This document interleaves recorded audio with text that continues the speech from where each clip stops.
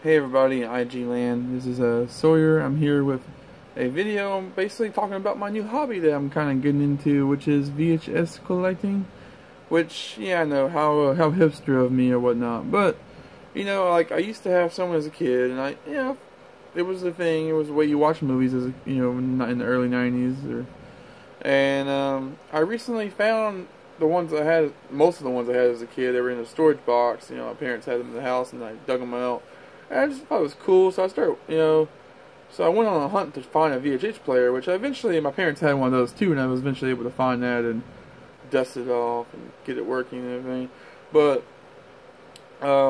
since then I've just gotten into the habit of just picking them up at places, flea markets, garage sales, postings on like Facebook Marketplace and stuff.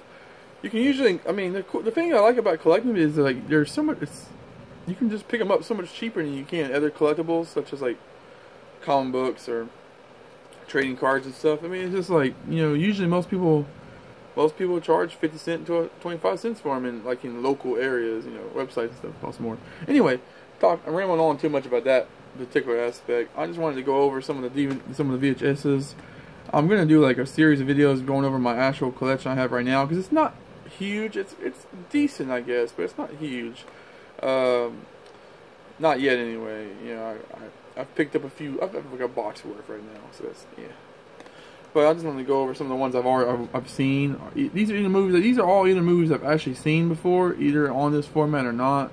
Because a lot of these movies I've never seen in any form yet, so it'll be interesting. But yeah, we have Jurassic Park, the original Jurassic Park. I'm not really a huge fan of that franchise, but classic. Then we have GoldenEye. I actually watched this for the first time not too long ago on, actually it was on DVD, but I watched this not too long ago for the first time. It's actually, I liked it. I think it was the first Pierce Brosnan, 00 movie I've actually watched all the way through. I think I've seen parts of it on TV when I was a kid, but it was the first time I really sat down and watched a Pierce Brosnan movie. And yeah, it's a little silly, and yeah, there's some kind of cheesy stuff going on, even though it's all taking itself very seriously, but I actually liked it. I thought Sean Bean was a cool villain, and a cool concept for a villain, and yeah, I like that movie. Then we have one of my personal favorite, like action comedies of all time. We have Rush Hour. Yeah, it's just a classic, man. Chris Tucker is hilarious. Jackie Chan kicks ass. That their chemistry together is really funny and cool. I had to pick that one up. And we have Dusk to Dawn. I'm not really a huge fan of this movie. It's probably my least favorite Quentin Tarantino movie, but it's okay. It's weird how I just don't like how it kind of like shifts, in between like being a horror movie and being like a crime thriller. It's weird to me, but it's okay in some regards. But it's definitely my least favorite Tarantino film, and I really like Quentin Tarantino. Then we have The Magnificent Seven. The original Magnificent Seven. Really classic movie. You just don't get much more iconic classic western as that, Then we have 10 Things I Hate About You. This is a movie starring the late Keith Ledger and some other people, Jordan Lee Gibbett. It's kind of funny that two people that end up being a part of the Dark Knight trilogy were in this movie. Yeah. But, it's kind of just a classic 90s rom-com kind of teenage drama comedy thing. It's actually based off an old Shakespeare play, but it's done like in a modern teenager setting, so it's kind of interesting in that regard. Then we have The Dream Team. I actually recently watched this on this VHS. I put this in the other day and watched it for the first time.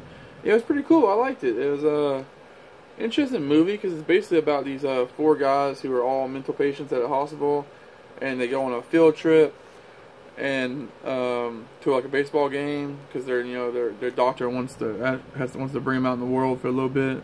But of course, the doctor, I say of course because I was not expecting this to happen, but the doctor ends up witnessing a murder by these 2 dirty cops are killing one of their fellow cops, and he witnesses it. They try to kill him, and he ends up getting away, but he gets a concussion or something and gets knocked out. He gets picked up by the hospital, and now the 4 mental patients are just out on the streets by themselves.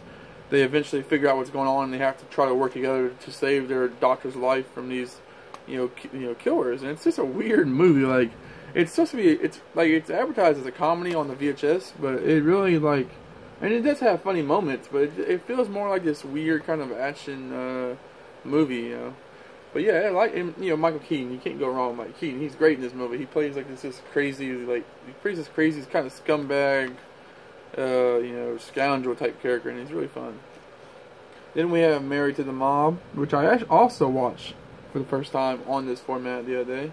It's Michelle Pfeiffer and Alec Baldwin are in here, and it's basically a mob. It's basically a mob comedy. It's about a mob boss's wife and how she's dealing with the murder of her husband by another mob boss, and basically it deals with her trying to move on with her life and get away from the family, but you're married to the family. That's like the catch line on the thing, to death to us part.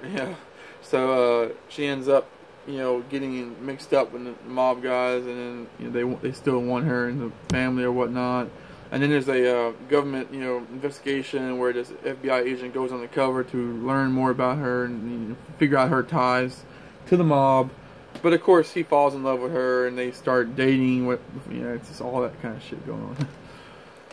And then we have Fools Rush In, which is another rom-com. It's this rom-com's not as funny to me. It's just kind of it's more of to me, it's just more of a traditional date movie, I guess. Like romance. You basically have Matthew Perry's heyday in the 890s, and you have Selma Hayek, which she's just gorgeous in this movie. And they're basically just like this couple that comes together randomly, and then they end up getting married in Vegas or whatever. The classic, Elvis marrying you Vegas routine. And of course, he gets her pregnant, and then he feels like he's obligated to, marry her, and they just go from there. And it's an endearing movie. It's a pretty charming movie. I would say that. But yeah, guys, that's all I have for this episode, or this video. I'm probably gonna put more of these out later. Showcasing more of DVDs or VHS. Is I gotta stop saying DVDs because it's a new era for me anyway, which means an old era. So yeah, thank you guys for watching. See you guys later. Peace out.